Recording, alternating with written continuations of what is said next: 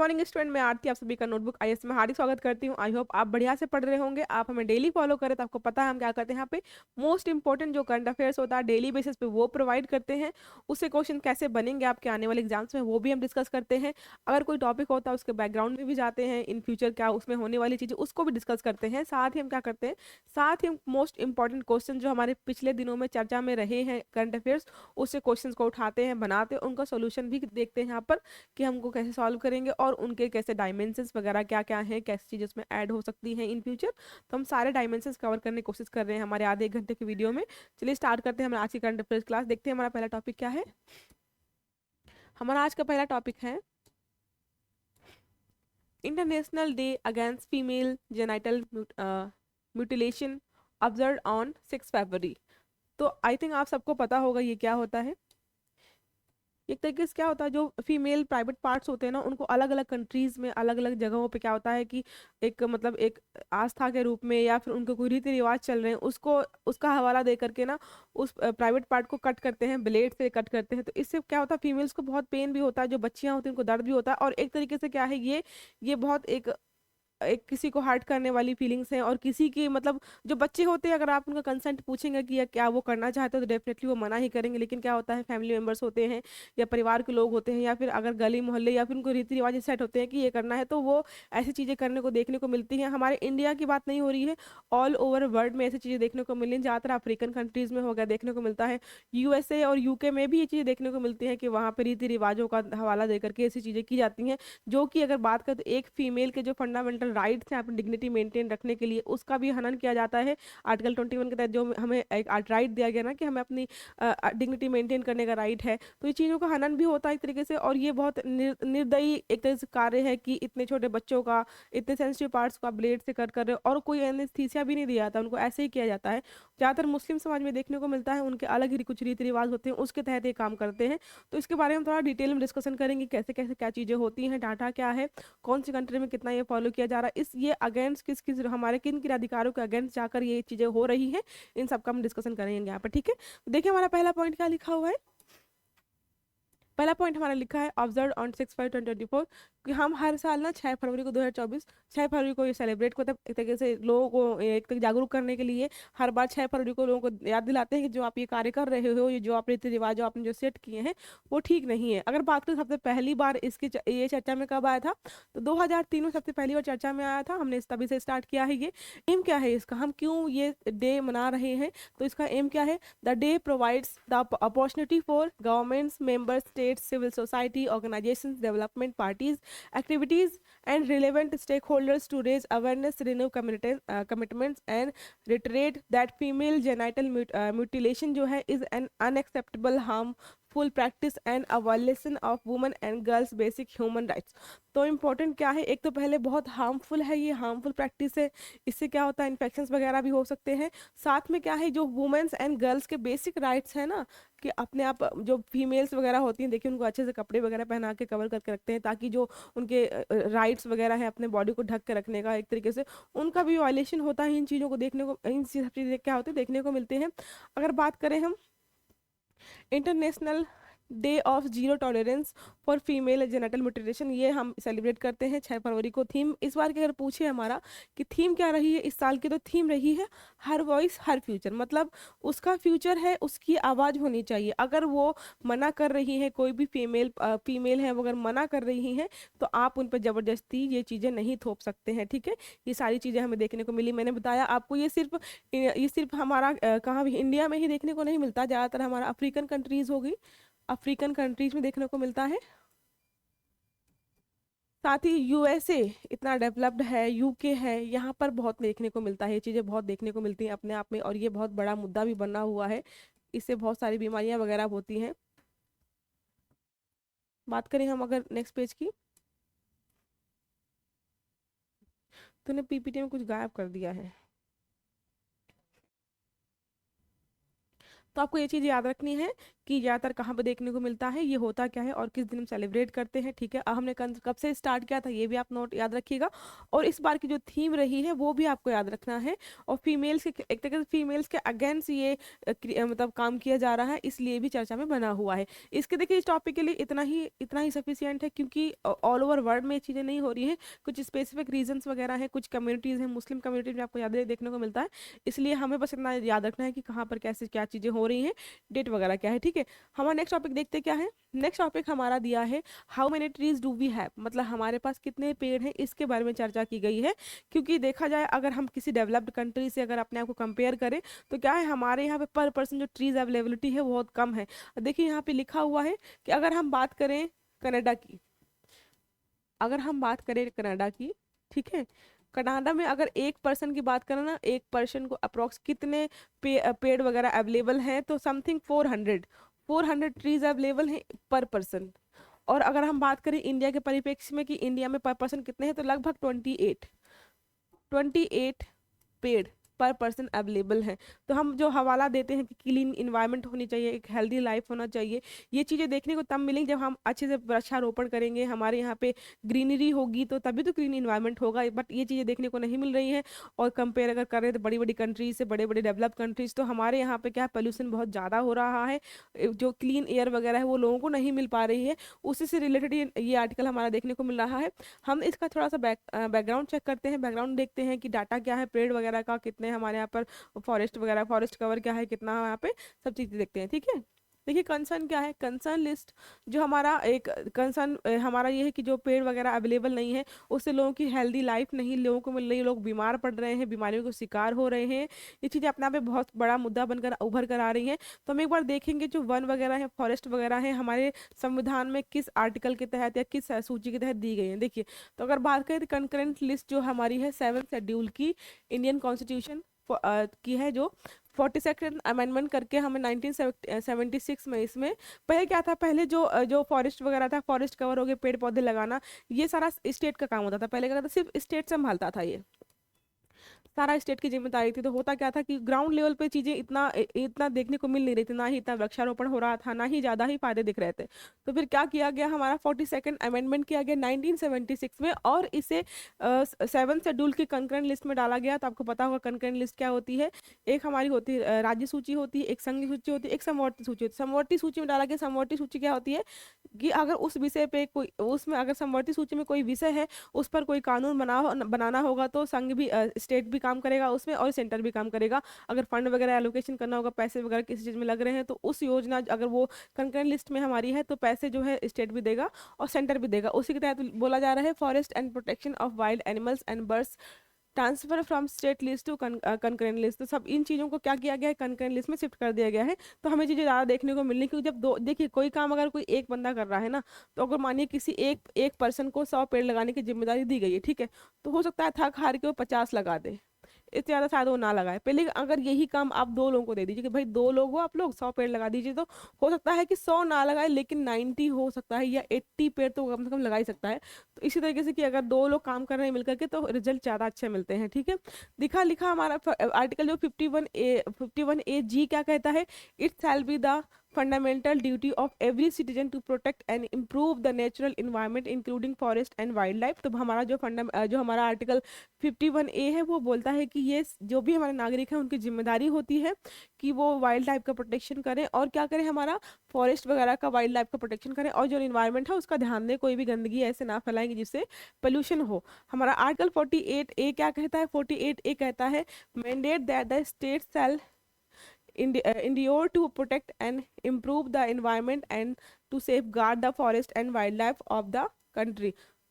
इसमें क्या किया, इसमें एक तरीके से स्टेट को मतलब एक तो ऑर्डर्स दिए गए हैं कि स्टेट का ये कार्य है, ये स्टेट की ड्यूटी है कि अपने एरिया में, या जो भी आपका स्टेट है वहाँ पे जो भी फॉरेस्ट कवर है उसको बढ़ाएं, उसको ध्यान रखें, जो इन्वायरमेंट वगैरह उसका भी अच्छे से ख्याल रखें।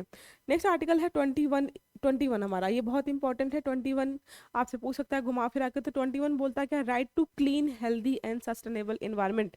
तो अगर बात करें सबसे बड़ा मोस्ट इंपॉर्टेंट जो हमारा है यही आर्टिकल है, क्योंकि इसमें सब कवर कर देते हैं। देखिए बोला क्लीन एंड हेल्थ, क्लीन होना चाहिए इन्वायरमेंट, हेल्दी और सस्टेनेबल इन्वायरमेंट होना चाहिए। तो अगर जो फॉरेस्ट कवर है वही कम होगा, क्लीन एयर नहीं मिलेगी, तो हेल्दी कैसे रहेंगे हम? देखिए, अगर आप हेल्दी रहना चाहते हैं तो बोलते हैं ना कि आप सुबह उठिए, जाकर वॉक करिए, जॉगिंग करिए, तो आप हेल्दी रहेंगे। अब आपके एरिया में पेड़ पौधे है ही नहीं, पोल्यूशन है, धूल है, धुआं है, बिल्कुल धूल वगैरह, धुआं वगैरह है, वहाँ पे पेड़ पौधे है नहीं, ग्रीनरी है नहीं, टहलने जाएंगे भी तो कहाँ जाएंगे? इसलिए क्या होता है, अगर आप बड़े शहरों में देखें तो बढ़िया कोई सोसाइटी होती है, वहाँ पार्क वगैरह होता है घूमने टहलने के लिए। गाँव में तो होती है जमीन जायदाद, वहाँ पे पेड़ पेड़ वगैरह लगे होते हैं, लोग खेतों में निकल जाते हैं। तो अगर इन्वायरमेंट ऐसा नहीं है जहाँ पे पेड़ पौधे नहीं है, तो आप हेल्दी जो लाइफ स्टाइल वही फॉलो नहीं कर पाएंगे, ठीक है। अगर बात करें हमारे मोस्ट इंपॉर्टेंट जो फॉरेस्ट कवर है, या बताया जाए कि कहाँ पे कितना एरिया जो है फॉरेस्ट कवर, फॉरेस्ट के थ्रू कवर किया जाता है, तो लिखा है top 5 states in terms of increase in forest cover. ऐसे 5 हम राज्य देखेंगे जहाँ पे फॉरेस्ट कवर जो है कुछ पिछले सालों में बढ़ा है, ठीक है।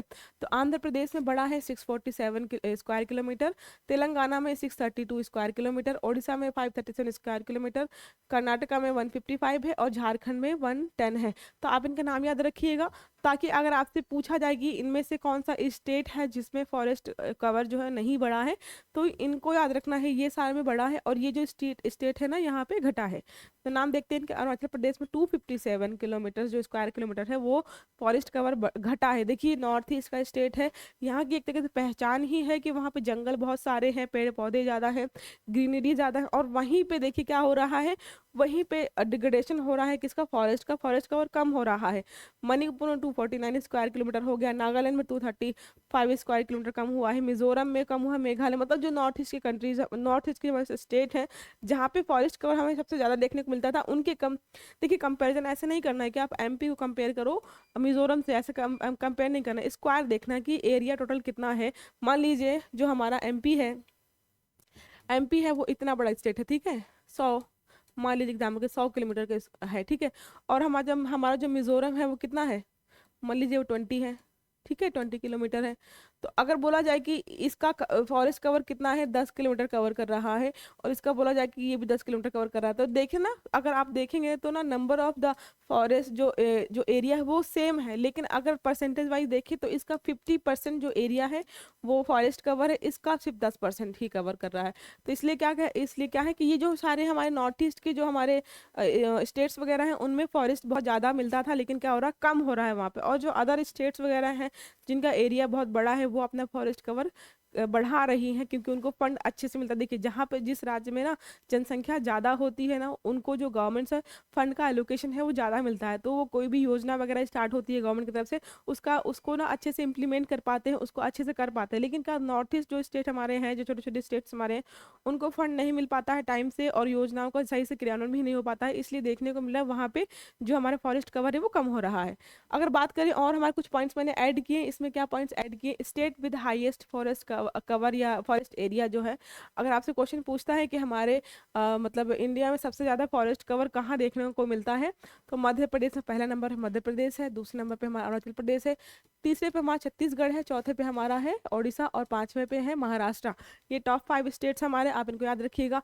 अगर बात करें हम फॉरेस्ट कवर की कि state with highest forest cover in percentage wise, मतलब एरिया जो है अगर स्टेट इतना है तो वो कितना कवर कर रहा है, तो मान लीजिए कोई स्टेट इतना कवर कर रहा है, तो देखिए इनको मतलब फॉरेस्ट एरिया कवर करने के हिसाब से परसेंटेज वाइज लिखा गया है। तो मिजोरम को जो एरिया टोटल है, तो 84.53% जो एरिया है मिजोरम का वो फॉरेस्ट है, मात्र जो बचा हुआ एरिया उसमें ही लोग रहते हैं और जीवन यापन करते हैं। अरुणाचल प्रदेश में देखें तो 79.33 है, मेघालय में 76 है, मणिपुर में 74.34 है, नागालैंड में 73.90 है, ठीक है। ये कुछ गलती से गया। State of the world's forest, अगर बात करें हम ऑल ओवर वर्ल्ड की, तो बोला है कि कहाँ पे ज़्यादा है, तो 420 million hectare of forest have been host between 1990, sorry lost हो गई, lost between 1990 2020, and estimate 289 forest would be deforest between 2016-2050। मतलब क्या बोला गया है, 420 मिलियन जो हेक्टेयर हमारा एरिया रहा है फॉरेस्ट का, वो कम हो गया है। कब से कब तक बोल रहा है, 1990 से लेकर के 2020 तक, ठीक है। 2020 तक हमारा कितना कम हुआ है, 420 मिलियन, बहुत बड़ा डाटा है ये। और अगर बात करें इन फ्यूचर, तो बोल रहा है कि 2016 से लेकर के 2050 तक हमारा 289 mH जो है ये एरिया भी क्या होगा और भी कम होने की संभावनाएं बताई गई हैं। फिर बोला 50% of 220 emerging in infectious diseases have been linked into forest. देखिए अगर बात करें कि जो फॉरेस्ट है, देखिए कहीं कहीं क्या होता है, फॉरेस्ट कटने से भी बीमारियां होती हैं, कहीं पे होता है कि फॉरेस्ट ज़्यादा है इसलिए बीमारियां वगैरह होती हैं। आप अगर बात देखिए, आप देखेंगे ना तो जो साउथ अफ्रीकन कंट्रीज़ है वहाँ पे फॉरेस्ट कवर बहुत ज़्यादा है, तो बीमारियां भी बहुत ज़्यादा देखने को मिलती है, बारिश होती है, गर्मी पड़ती है और फॉरेस्ट बहुत ज़्यादा है, तो क्या होता है वहाँ पे बीमारियां भी ज़्यादा पनपती हैं। तो इस बारे में लिखा है, for more than half of the world gross domestic product, जो हमारा जीडीपी है USD 84.4 trillion dollar in 2022, depends moderately और हाईली ऑन इकोसिस्टम सर्वे। मतलब बोल रहा है कि हमारी जो किसी भी देश की इकोनॉमी वगैरह है ना, एक तरीके से अगर एक फैक्टर की बात करें तो एक फैक्टर जो इकोनॉमी के डेवलपमेंट का है या वहाँ पे जीडीपी जनरेट करने का है वो डिपेंड करता है फॉरेस्ट पे। तो अगर किसी भी कंट्री का फॉरेस्ट कवर ज़्यादा है तो हो सकता है वहाँ पे डेफिनेटली है कि वहाँ पे जो उनका जीडीपी है, जो डोमेस्टिक जो हमारा ग्रॉस डोमेस्टिक प्रोडक्ट है वो भी बढ़ सकता है, वो बढ़ता है। ठीक है, ये चीज़ दी गई है हमारी। अगर देखें तो कुछ मैंने यहाँ पे लिखा हुआ है ऑलरेडी कि अगर आपसे कोई बात करे कि डेंस फॉरेस्ट कहते हैं, वेरी डेंस फॉरेस्ट किसे कहते हैं, या मॉडरेट डेंस फॉरेस्ट किसे कहते हैं, ओपन फॉरेस्ट किसे कहते हैं, स्क्रब या नॉन फॉरेस्ट किसे कहते हैं, सारी चीज़ें मैंने यहाँ पे नोट कर दी है। इसके साथ ही मैंने यहाँ पे वेरी डेंस फॉरेस्ट में कितना एरिया हमारे यहाँ पे इंडिया में कवर किया जाता है, टोटल कितना परसेंट हमारा इंडिया का जो टोटल एरिया हमारा उसका कितना कवर करा। देखिए आपको पता होगा ना, हमारा इंडिया का जो टोटल जो हमारा एरिया है वो 32,87,469 किलोमीटर हमारा टोटल एरिया है। उसी को डिस्ट्रीब्यूट किया गया है हमारा कि वेरी डेंस फॉरेस्ट कितने परसेंट पर है, 3.04% जो एरिया है टोटल इंडिया का ना, बस उतने में ही डेंस फॉरेस्ट है। सबसे ज़्यादा बात करें हमारे यहाँ पे क्या है, नॉन फॉरेस्ट। नॉन फॉरेस्ट मतलब जहाँ पे कोई भी फॉरेस्ट नहीं है वो 76.87% टोटल एरिया है। ये सब देखिए आप, अगर टोटल फॉरेस्ट कवर की बात करें, हमारे इंडियन टोटल फॉरेस्ट कवर कितना है तो हमारा 21.71% जो हमारा है टोटल इंडिया का फॉरेस्ट कवर देखने को मिलता है। ठीक है, ये डाटा आपने यहाँ पे बहुत इंपॉर्टेंट है, आप इसके ऊपर बहुत अच्छे से देखिएगा क्योंकि क्वेश्चन आपसे इससे जरूर पूछा जाएगा। बढ़ते हैं हमारे नेक्स्ट आर्टिकल की तरफ। नेक्स्ट आर्टिकल हमारा क्या कहता है, रिसर्चर जो है उन्होंने बताया कि wheat blast could reduce production by 13%। Wheat blast क्या है, ब्लास्ट एक तरीके से गेहूं में होने वाली बीमारी है, गेहूं को बीमारी हो जाती है, मतलब होता है ना कि फसलों को बीमारियां होती हैं, तो ब्लास्ट एक गेहूं को होने वाली बीमारी है। अगर आपसे एग्जाम में क्वेश्चन पूछता है कि ब्लास्ट किस फसल से रिलेटेड बीमारी है तो गेहूं से होने वाली बीमारी है, तो उन्हें बोला गया है न्यूज़ में कि ये बीमारी जो फैल रही है गेहूं के फसलों में, इससे प्रोडक्शन जो है हमारा क्या होगा, 13% तक कम होने की संभावना है। तो हम देखेंगे जो ये ब्लास्ट है वो कहाँ से आया है, क्योंकि ये इंडियन ओरिजिन मतलब इंडिया का, ऑब्वियसली इंडिया का नहीं है, दूसरे कंट्री से ट्रैवल करके या मतलब हवा के जरिए या फसलों के जरिए, मतलब वहाँ से किसी ने इम्पोर्ट किया फिर यहाँ पे अपने आप बो दिया, उससे क्या होता है कि कोई बीमारी वहाँ पे गेहूं में थी यहाँ पे भी हो गई है, तो वहाँ पे तो कम अफेक्ट कर रही थी लेकिन हमारे यहाँ पे ज़्यादा अफेक्ट कर रही है। तो इन चीज़ों को हम देखते हैं एक बार। ठीक है, देखिए क्या लिखा हुआ है, लिखा है कि the wheat blast is a fungal disease that affects wheat production in tropical and सब ट्रॉपिकल रीजन्स। तो आपसे पूछा जाए कि किसको किसको अफेक्ट करता है, तो ये एक तरीके से हमारा व्हीट को अफेक्ट करता है। फंगल डिजीज है ये, जो गेहूं में होता है फंगल डिजीज। और अगर कौन सी फसलों को या कौन सी जो हमारे एरिया जोग्राफिकल एरिया जिनको अफेक्ट करता है ये, तो ट्रॉपिकल और सब ट्रॉपिकल जो हमारे रीजन्स हैं उन पे ये फैलता है। ठीक है, इस कॉस्ट बाई मैग्ना पोर्थे और आइजाए पैथोटाइप ट्रिटिकम। ये एक तरह से बीमार, एक तो जो वायरस है, सॉरी जो फंगल है उसका नाम है, MOT इसका शॉर्ट फॉर्म है। ठीक है, आप इसको याद रखिएगा, अगर आपसे क्वेश्चन पूछता है तो आप इसको एक बार कहीं नोट कर लीजिएगा। ठीक है, इसका अगर पूछा है सबसे पहले इसकी पहचान कब की गई थी, तो ब्राज़ील में 1985 में पहचान की गई थी। मतलब मैंने बोला ना, हमारे यहाँ की बीमारी नहीं है, ये ब्राज़ील से ट्रैवल करके हवा के थ्रू, पानी के थ्रू या फिर क्या है गेहूं के थ्रू यहाँ पे ट्रैवल करके आई है। देखें तो क्या fungus infects wild and cultivated grasses most notably rice and wheat. क्या होता है कि ज़्यादातर राइस और वीट की फसलों में देखने को मिलता है। It spread through out the infected seeds. अगर कोई सीड वहाँ से लेके आए हैं अपने यहाँ लगाने के लिए कि भाई अच्छी किस्म का बीज है ये, हम यहाँ पे लगाएंगे प्रोडक्शन बढ़ जाएगा, लेकिन हुआ क्या, उल्टा हो गया। वो बीमार बीमार था ऑलरेडी, जो सीड लेके आए थे हम वो बीमार था, हमने यहाँ पे अपने आप इम्प्लांट किया, वो अपने आप लगाया, क्या हुआ, बीमारी फैल गई। Crops residues as well as by sports that can travel long distance in the air. अगर कोई ऐसा है कि कोई मतलब बीज वगैरह या कोई ऐसी चीज़ें हैं क्या हवा के थ्रू भी यहाँ पे पहुँच सकती हैं, ठीक है। फिर क्या है, it spreads the major beet production areas in the country and then to other southern America countries like Bolivia. अगर आपसे बात करें कि क्या अमेरिका वगैरह में भी है ये, तो हाँ बोलिविया में मिल जाएगा, आपका पराग्वे में मिल जाएगा, एंड अर्जेंटीना में भी आपको देखने को मिलता है ये। Asia's first outbreak of the pathogen wheat blast was reported in Bangladesh. अगर बात करें कि हमारे एशिया में सबसे पहले इसे कहाँ देखा गया था और कब देखा गया था, 2016 में बांग्लादेश से सबसे पहली बार देखा गया था कि यार प्रोडक्शन कम हो गया, अचानक से क्या हो गया कि प्रोडक्शन कम हो गया है।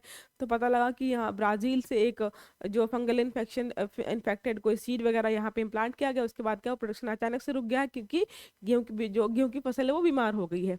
अगर देखें इट इज़ इंडियाज प्राइमरी, अगर गेहूं की बात कर रहे हैं इंडिया के परिप्रेक्ष्य में कि गेहूं हमारे यहाँ पे क्या है कैसे है, तो हमारी प्राइमरी फसल है। मतलब अगर हम देखें ना, तो आई थिंक 70 to 80% जो हमारा इंडिया का पोर्शन है वो गेहूं से बनी रोटियां या कुछ कुछ ना कुछ किसी न किसी फॉर्म में उसको यूज़ करते ही करते हैं। तो हमारा क्या बोला, it is India primary cereal crop है in India behind rice. Rice के बाद अगर आपसे पहले पूछा है कि इंडिया सबसे ज़्यादा क्या खाया जाता है, तो पहले नंबर पर राइस खाते हैं, सेकेंड नंबर पर हमारा क्या खाते हैं, वीट खाते हैं, ठीक है। The second most significant grain crop है। India central and western region जो हमारे हैं known for their hard wheat which has a high protein and gluten content. अगर बात करें कि हमारे इंडिया सबसे ज़्यादा कहाँ मिलता है, तो हमारा जो वेस्टर्न रीजन है और सेंट्रल रीजन है वहाँ पे गेहूं की फसलें बहुत ज़्यादा देखने को मिलती हैं। It is a rabi crop. अगर बात करें कि कौन से मौसम की फसल है, तो रबी हमारा मौसम होता है सीजन, तो राबी क्रॉप है ये। प्लांटेड इन अक्टूबर में काटते हैं इसको, और through December and harvested in April through June. अप्रैल अभी देखिएगा ना, अभी हमारा फरवरी चल रहा है ना, अप्रैल से जून तक के क्या होगा, गेहूं की कटाई शुरू हो जाती है। दिसंबर अक्टूबर दिसंबर तक इसकी बुआई होती है और अप्रैल से जून तक इसकी कटाई होती है। अगर बात करें कितना टेम्परेचर चाहिए अच्छी गेहूं की फसल के लिए, तो the ideal temperature for good tailoring is between 16 to 20 degree Celsius. अगर बात करें कि कितने आपसे क्वेश्चन पूछता है ना गेहूं की फसल के लिए कितना टेम्परेचर होना चाहिए, आइडियल टेम्परेचर क्या है, तो बोल रहा है 16 to 20 डिग्री सेल्सियस होना चाहिए, या फिर बिटवीन 23 to 26 होना चाहिए, 23 to 26 डिग्री सेल्सियस ये आपसे बोल रहा है, ठीक है। अगर बात करें हमारा कि यहाँ पे बारिश कितनी चाहिए, इस फसल को बारिश कितनी चाहिए, तो 50 to 100 सेंटीमीटर रेन इन होनी चाहिए कम से कम, इतनी हमें यहाँ बारिश की जरूरत पड़ती है। Wheat farming is best suitable to loamy or clay soil types with good structure and moderate water retention capacity। तो इसमें अगर बात करें किस तरह की मृदा की जरूरत मिट्टी की जरूरत पड़ती है, तो कैसी मृदा होनी चाहिए, लोमी सॉइल होनी चाहिए या फिर क्लेई सॉइल होनी चाहिए, ठीक है। और इसमें मॉडरेट मॉइस्चर होना चाहिए, और सारी चीज़ें इसमें ऐसी होनी चाहिए जो लिखी हुई है, ठीक है। नेक्स्ट देखिए कि India state with the highest wheat production की बात करेंगे कि सबसे ज़्यादा जो वीट का प्रोडक्शन है, गेहूं का उत्पादन सबसे ज़्यादा हमारे इंडिया में कौन से स्टेट में होता है, तो पहले नंबर पे कौन सा हमारा, पहले नंबर पे हमारा है यूपी, दूसरे नंबर पे हमारा हो जाएगा पंजाब, ठीक है। तीसरे नंबर पर बात करें तो हरियाणा मिल जाएगा हमें, चौथे नंबर पे हमारा है एमपी, पांचवें नंबर पे हमारा है राजस्थान, छठवें नंबर पे हमारा है बिहार, और सातवें नंबर की बात करें तो हमारा गुजरात। ये हमारा सीक्वेंस है गेहूं का जो प्रोडक्शन है उसके अकॉर्डिंग जो हमारे स्टेट्स हैं उनका ये डाटा रहेगा, ठीक है। चलते हैं नेक्स्ट पेज पर। ये सारा मैंने एक टेबल बना कर रखा हुआ है आपको कि सबसे ज़्यादा लिखा क्या है, India's most Indian wheat goes to Bangladesh. मतलब इसमें जो हम एक्सपोर्ट करते हैं, जो गेहूं वगैरह भेजते हैं हम, वो कहाँ कहाँ भेजते हैं उसका एक तरीके से ये सारा डाटा दिया हुआ है। बात करेंगे सबसे ज़्यादा जो गेहूँ वगैरह है वो एक्सपोर्ट कौन करता है, तो रसिया हो गया, यूक्रेन हो गया, यूएसए हो गया, वो सारा वे ये सारी कंट्रीज़ क्या है सबसे ज़्यादा वीट एक्सपोर्ट करती हैं, क्योंकि एरिया वो बहुत, इनका एरिया बहुत है। और प्रोडक्टिविटी अगर देखा जाए पर स्क्वायर फीट वगैरह देखा जाए, तो वहाँ पर प्रोडक्टिविटी भी बहुत अच्छी है, बहुत ज़्यादा होती है, इसलिए वो ऑल ओवर वर्ल्ड में गेहूं का वितरण या एक्सपोर्ट करते हैं। अभी जो एक यूक्रेन और रसिया का वॉर चल रहा है उसके तहत क्या थोड़ा जो वीट का जो एक्सपोर्ट सिस्टम है थोड़ा डिस्टर्ब हो गया है। इंडिया ज़्यादा एक्सपोर्ट नहीं करता है, क्योंकि देखिए हमारे यहाँ पे इतनी पॉपुलेशन ही ज़्यादा है कि हम, और जो इंडिया का जो हमारी गवर्नमेंट है वो उसी को खिला ले अच्छे से, तब तो बाद में एक्सपोर्ट करेगी ना। तो क्या एक्सपोर्ट हमारा जो है ऑल ओवर वर्ल्ड के कंपेरिजन थोड़ा कम देखने को मिलेगा आपको, क्योंकि हमारी पॉपुलेशन भी बहुत ज़्यादा है, ठीक है। इसमें देखिए और क्या लिखा हुआ है वीट के बारे में। ग्रीन रेवोल्यूशन हमारा हुआ था। अगर आपसे आपसे अगर क्वेश्चन पूछे ना कि ग्रीन रेवोल्यूशन के फायदे क्या क्या हैं, मेंस अगर क्वेश्चन आपसे लिखने को पूछना है तो आप बोल सकते हैं फूड सिक्योरिटी हो जाती है, अगर अच्छे से गेहूं उत्पादन हो रहा है तो खाने की जो किल्लत होती है वो कम होती है, प्रोडक्शन डबल हो जाता है। अगर ग्रीन रेवोल्यूशन हुआ हमारा, देखिए जब हमारा ग्रीन रेवोल्यूशन इंडिया में हो उसके बाद क्या हुआ, हमारा प्रोडक्शन हो, गेहूँ चावल सबका बढ़ गया था।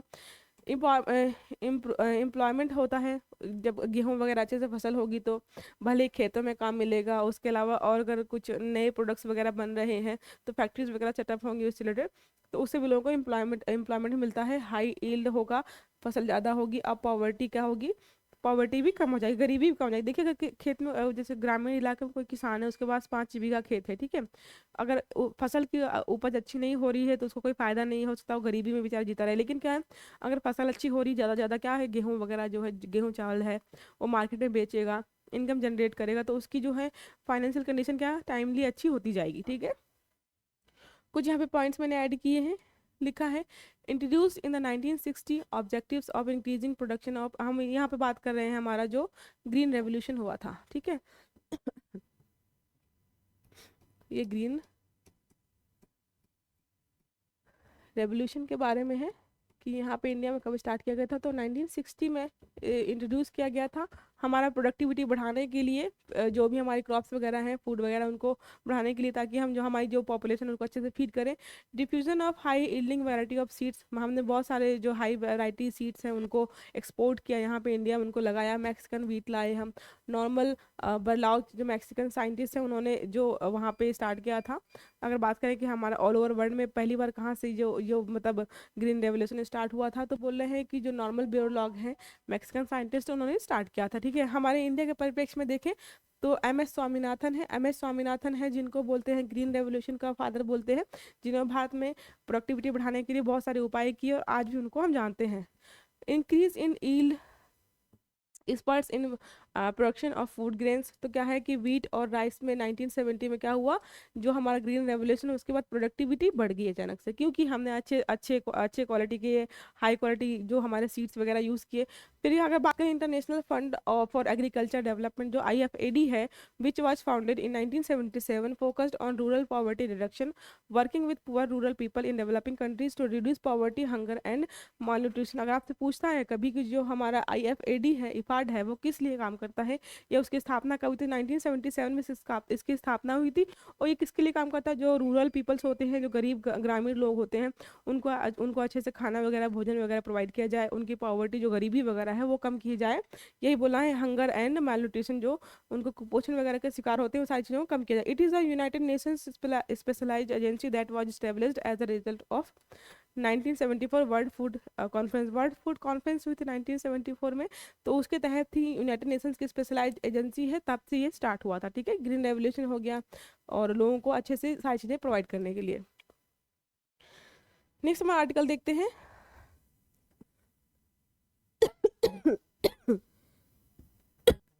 ठीक, नेक्स्ट हमारा टॉपिक है रूसी अंतरिक्ष यात्री जो है ओलेम कोनोनेंको ने अंतरिक्ष में सर्वाधिक समय तक रहने का विश्व रिकॉर्ड बनाया है। तो आपसे क्या पूछेगा कि कौन से ऐसे अंतरिक्ष यात्री हैं जिन्होंने स्पेस या अंतरिक्ष में रहने का सबसे लंबा रिकॉर्ड बनाया है, पहला क्वेश्चन ये पूछेगा, तो कौन है पूछेगा आपसे। ठीक है, दूसरा पूछेगा कहाँ से बिलोंग करते हैं और कितने दिन तक रहे हैं। बस आपको इतना ही याद रखना है, बाकी सारा डेटा भूल जाना है। तो कौन है, नाम इनका है ओलेग कोनोनेंको है। ठीक है, कहाँ से बिलोंग करते हैं, तो रसिया से बिलोंग करते हैं। ठीक है, रसिया से हैं, रूस के हैं साइंटिस्ट ये। फिर ठीक है, उनका अगर आपसे पूछे कि एज कितनी है तो 59 ईयर्स ओल्ड हैं ये। ठीक है, अभी तक ये कहा, अभी अगर आज की बात करें ना कि जो हम आज आज बात कर रहे हैं, तो लगभग 878 दिन तक ये ऑलरेडी रह चुके हैं और ये मई जून तक और भी वहाँ पर रहने वाले हैं। तो देखिए लिखा है कुल 878 दिन 8 डेज 11 घंटे 29 मिनट जो है 48 सेकंड का समय अंतरिक्ष में बिताया था। ये पहले हम बता रहे हैं कि जो पहले ऑलरेडी रह चुके हैं। सोवियत संघ के जो 1957 में पृथ्वी की कक्षा में स्पुतनिक 1 उपग्रह लॉन्च किया गया था। सोवियत संघ अंतरिक्ष यात्री यूरी गागरिन जो 1961 में अंतरिक्ष में यात्रा करने वाले पहले व्यक्ति बने थे। ये सारा उनका डेटा दिया अलग से कि और कौन कौन से ऐसे व्यक्ति हैं जो वहाँ पर गए हुए हैं। ठीक है, अगर बात करें इनकी तो 878 डेज से अधिक समय बिताया था और कोनोनेंको ने इस रिकॉर्ड को तोड़ दिया है। 5 जून तक उनके स्पेस में ही रहने की उम्मीद है। ऐसे में स्पेस में रहते हुए उन्हें 1000 दिन पूरे हो जाएंगे और सितंबर कि अंत तक 1110 दिन पूरे हो जाएंगे। मतलब क्या है, पहले से एक रिकॉर्ड बना हुआ था 878 डेज का, इस ज़्यादा दिनों तक कोई भी स्पेस में नहीं रहा था। लेकिन क्या है, जो हमारी रशियन साइंटिस्ट अभी हैं वो ऑलरेडी इतना दिन पूरा कर चुके हैं स्पेस में, और भी वो कब तक रहने वाले हैं, तो लगभग वो रहने वाले हैं वहाँ पर, ये हमने 5 जून को ऑलरेडी कवर कर दिया है, और अभी वो और रहने वाले हैं सितंबर तक और वहाँ पे रहेंगे, तो लगभग कितने दिन हो जाएंगे, 1110 दिन। तो आपसे अगर पूछता है कि कितने दिन तक रहने वाले हैं, तो 11-10 दिन तक रहने वाले हैं। 878 का जो पुराना रिकॉर्ड था उन्होंने वो तोड़ दिया है, ठीक है। उनके बारे में कुछ दिया हुआ है, जो अंतरिक्ष यात्री हैं वो कौन है, कैसे हैं, उनका बैकग्राउंड क्या रहा है, तो लिखा क्या है, 1991 में सोवियत संघ के पतन के बाद रूस का अंतरिक्ष कार्यक्रम बड़े पैमाने पर भ्रष्टाचार से जूझ रहा था। अधिकारियों और अंतरिक्ष विश्लेषकों के अनुसार राष्ट्रपति व्लादिमीर पुतिन के अधीन अधिकारियों ने बार बार रूस के अंतरिक्ष कार्यक्रम में गिरावट को दूर करने की कोशिश की थी। फिर क्या हुआ, कोनोनेंको जी हमारे साइंटिस्ट हैं, बचपन में अंतरिक्ष में जाने का सपना देखा था और अंतरिक्ष यात्री प्रशिक्षण से पहले एक इंजीनियरिंग संस्थान में दाखिला लिया। उनकी पहली अंतरिक्ष उड़ान जो थी, जो पहली बार स्पेस में कब गए, 2008 में गए थे।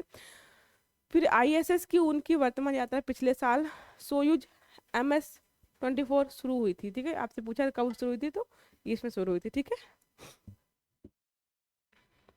चलिए स्टार्ट करते हैं हमारे आज के इंपॉर्टेंट क्वेश्चन, जो हमने पिछले दिनों के करंट अफेयर से उठा के आप क्वेश्चन सेट किए हैं, ताकि हम एक बार एनालाइज कर सके कि जो हम पढ़ रहे हैं, अगर उनसे क्वेश्चन हमारे एग्जाम में पूछा जाता है तो वो हमारे क्वेश्चन अच्छे से हो रहे हैं या नहीं हो रहे हैं, हमें उनके आंसर्स वगैरह पता है या नहीं पता है, ठीक है। तो हमारा पहला क्वेश्चन देखते हैं क्या है। पहला क्वेश्चन दिया है, हाल ही में भारतीय एल्बम ने ग्रेमी अवार्ड 2024 जीता है। तो आपसे पूछा जो भारतीय एल्बम कौन सा है जिसने ग्रेमी अवार्ड जीता है। मैंने आपको कल अच्छे से पढ़ाया था, पूरी सूची आपसे आपका शेयर की थी कि पहले नंबर पे कौन है, दूसरे नंबर पे कौन है, तीसरे नंबर पे कौन है। ये जो अवार्ड है, आपसे अगर पूछा जाए कि ग्रेमी अवार्ड किसको दिया जाता है, तो संगीत से रिलेटेड जो व्यक्ति होते हैं, तो संगीत के क्षेत्र में दिया जाता है। अगर बात करें हमारे इंडियन जो एल्बम है, तो हम ऑप्शन देखते हैं, हमारा दिस मोमेंट है, दिस इज वाई फ्लावर या मिडनाइट। तो हमारा कौन सा सही होगा, दिस मोमेंट। दिस मोमेंट जो है भारतीय एल्बम है, उसको यहाँ पे ग्रैमी अवार्ड मिला हुआ है। कुछ पॉइंट्स देख लेते हैं हम, कुछ फैक्ट्स वगैरह देखते हैं इसके क्या दिया हुआ है। ग्रैमी अवार्ड जो है 2024 में जो हमारा हुआ है, 66वां संस्करण था इसका, आयोजन लॉस एंजलिस US में हुआ है। किस क्षेत्र में दिया जाता है, आपसे अगर पूछता, संगीत के क्षेत्र में दिया जाता है। कौन देता है, तो रिकॉर्डिंग एकेडमी भारती ने ये अवार्ड जीता, दिस मोमेंट है, ठीक है।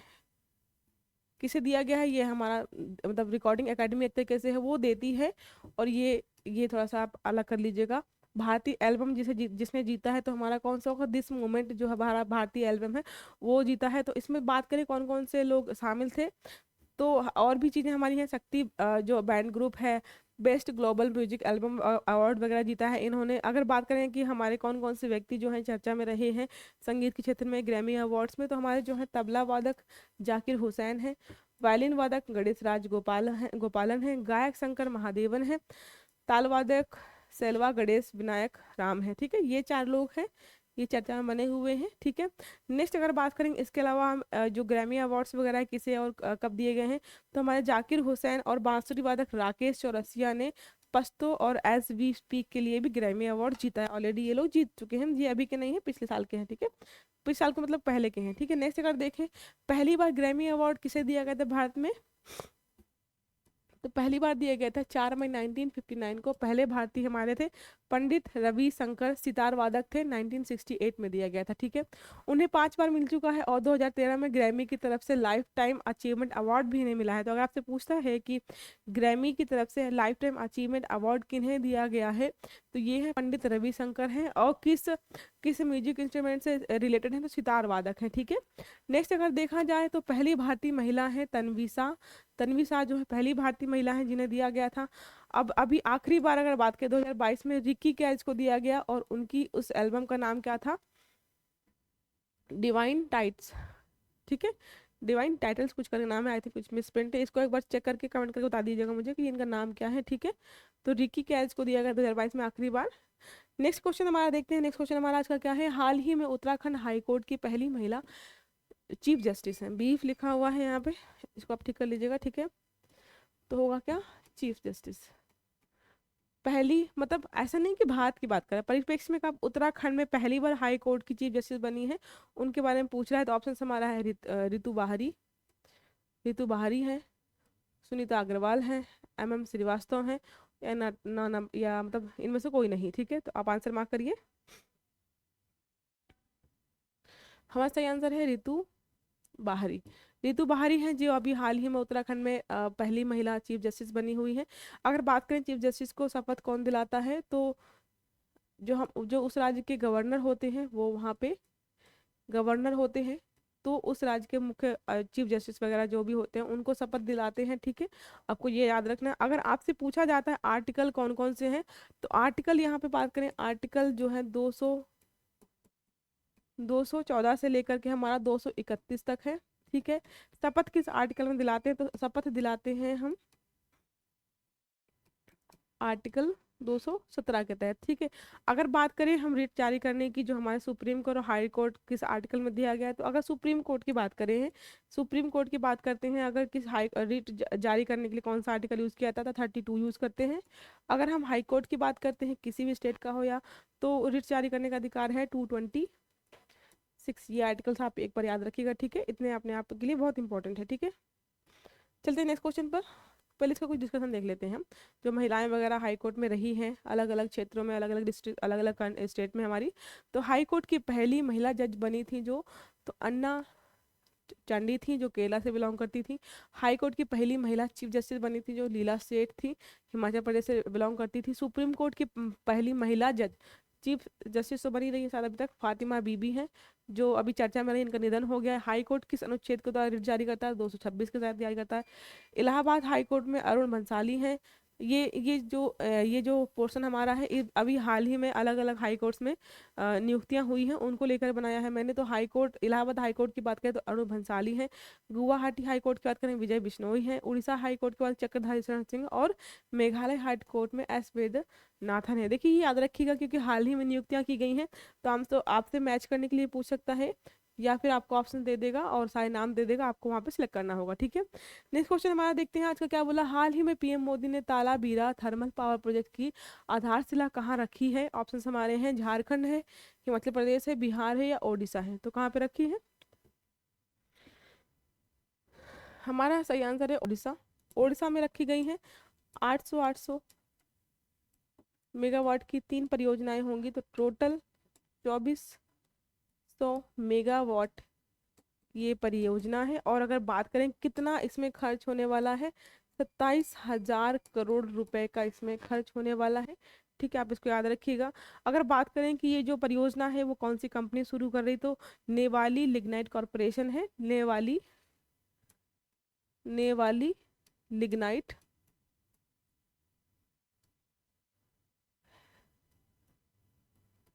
लिग्नाइट कॉरपोरेशन है, वो इसको स्टार्ट करने वाली है, ठीक है। आप इसमें इतना याद रखिएगा, इसके लिए आप इतना ही काफ़ी है, ठीक है। चलते हैं नेक्स्ट क्वेश्चन पे हम। नेक्स्ट क्वेश्चन वाला, अंतरिम बजट 2024-25 के अनुसार भारतीय सहायता प्राप्त करने वाला शीर्ष देश कौन सा है। आपको मैंने बहुत अच्छे से पढ़ाया है, सारी सूची भी शेयर कर रखी है कि कौन सी कंट्री को, जो नेबरिंग कंट्री है, गरीब कंट्री है, हमने किसको कितना ज़्यादा अनुदान दिया है या कितना ऋण दिया है, तो ये सारी चीज़ें यहाँ पर हैं। तो आपसे पूछ रहा है कि सबसे ज़्यादा जिसको हमने दिया है, सहायता दी है, तो कौन सा, नेपाल है, श्रीलंका है, भूटान है, या मालदीव है। तो हमारा सही ऑप्शन क्या होगा, भूटान। भूटान को हमने दिया है, ठीक है। आप इसको याद रखिएगा अच्छे से। थोड़ा सा देख लेते हैं हम भूटान के बारे में कि भूटान कहाँ पर है, क्या लोकेशन वगैरह है वहाँ पे। अगर बात करें कैपिटल की, तो थिम्पू है भूटान की, सॉरी कैपिटल थिम्पू रहेगी।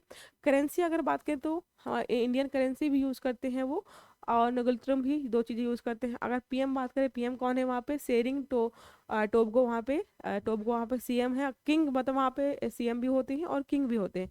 किंग की बात करें तो जिग्मे खेसार, नामग्याल वांगचुक, ये मैंने आपको बहुत अच्छे से बताया था। तो वो ये अब ये यहाँ के सीएम है। लोकेशन देखे तो यहाँ पर ये है, थिम्पू राजधानी है, ठीक है इसकी। और ये नेबरिंग कंट्रीज की, चाइना से भी बॉर्डर शेयर करता है और हमारे साथ भी बॉर्डर शेयर करता है, ठीक है। इसको याद रखिएगा, बहुत ज्योग्राफी लोग क्वेश्चन देख लीजिएगा। चलते हैं नेक्स्ट क्वेश्चन पे हमारा। नेक्स्ट क्वेश्चन हमारा पूछ रहा है, हाल ही में श्रीलंका ने अपना स्वतंत्रता दिवस कब मनाया है? हाल ही में श्रीलंका ने अपना स्वतंत्रता दिवस मनाया, कब मनाया? तो आप पूछ सकते हैं कि हम किसी दूसरे देश का स्वतंत्रता दिवस का क्यों पूछ रहे हैं। तो कुछ एग्जाम्स में ना अलग हमारे जो नेबरिंग कंट्रीज वगैरह हैं, अगर वो कोई एग्जाम से पहले कुछ ऐसा सेलिब्रेशन करती हैं तो हमारे एग्जाम्स में जरूर पूछा जाता है, तो हमें ये पता होना चाहिए। तो 6 फरवरी को है, 5 फरवरी को है, या 4 फरवरी को है, 3 फरवरी को? तो हमारा इसका आंसर क्या है? 4 फरवरी को है। ठीक है, 4 फरवरी को उन्होंने, श्रीलंका ने क्या अपना स्वतंत्रता दिवस मनाया है। थीम क्या थी इनकी? तो let's build a new country इनकी थीम रही है। 4 दिसंबर को ही हम वर्ल्ड कैंसर डे भी मनाते हैं। आप मुझे कमेंट करके बताइए कि जो 4 दिसंबर को हम वर्ल्ड कैंसर डे मनाते हैं, वर्ल्ड कैंसर डे मनाते हैं, उसकी थीम क्या रही है इस बार की? मैंने आपको पढ़ाया था कि थीम क्या रही है, आप मुझे कमेंट करके बताइएगा कि थीम क्या रही है। ठीक है, तो ठीक है स्टूडेंट, आज इतना ही रखते हैं। जो भी चीज़ थी मैंने सारी कवर कर दी हैं आपकी, बेसिक से लेकर के जितने भी करंट अफेयर जो भी चीज़ें थी सब डिस्कशन किया है, क्वेश्चन भी सॉल्व किए हैं हमने, फैक्ट भी देखे हैं। तो आप एक बार अच्छे से वीडियो देख लीजिएगा। और अगर आप यूपीएससी की, यूपीपीसीएस की या किसी और एग्जाम की प्रिपरेशन कर रहे हैं और आप बेसिक से प्रिपरेशन स्टार्ट करना चाहते हैं, तो हमारा एक एनसीईआरटी का फाउंडेशन बैच स्टार्ट हुआ है, जिसमें आपको 6 से 12 तक की सारी चीज़ें कवर की जाएंगी, बायलिंगुअल बैच है। तो आप हमारा वो बैच ज्वाइन करके अपनी प्रिपरेशन स्टार्ट कर सकते हैं। ठीक है, चलिए, have a good day, thank you, अच्छे से पढ़ते रहिएगा।